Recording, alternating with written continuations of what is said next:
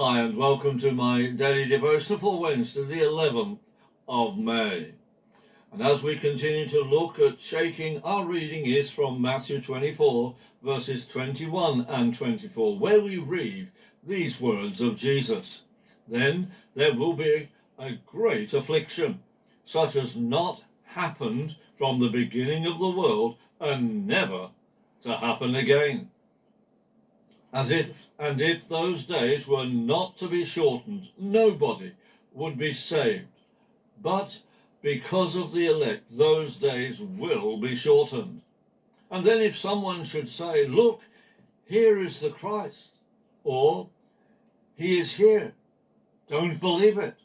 For false Christs and false prophets will be raised up, and they will give great signs and wonders, so as to lead astray even the elect, if possible.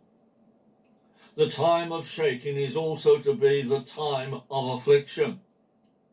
The word affliction can be translated as persecution, tribulation, or distress. It is a place where there may not be any hope of escaping.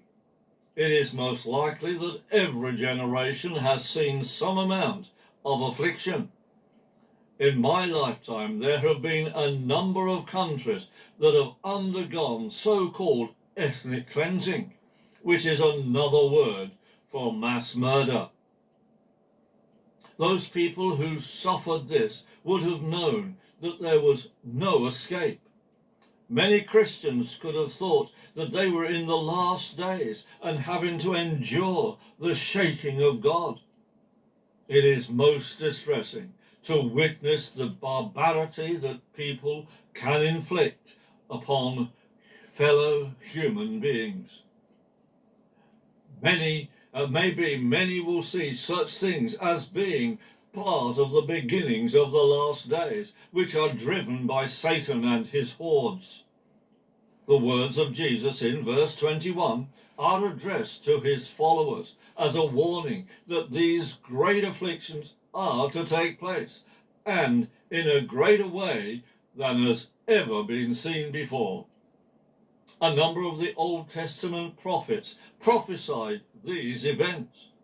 Elements of those prophecies have been fulfilled as death and destruction has been brought to millions of people who had followed Jesus. At this time in the early 21st century, Christians are the one group of people who are persecuted the most. The words of Jesus are truthful, a truthful warning that we should expect this affliction to increase as the day of his return approaches.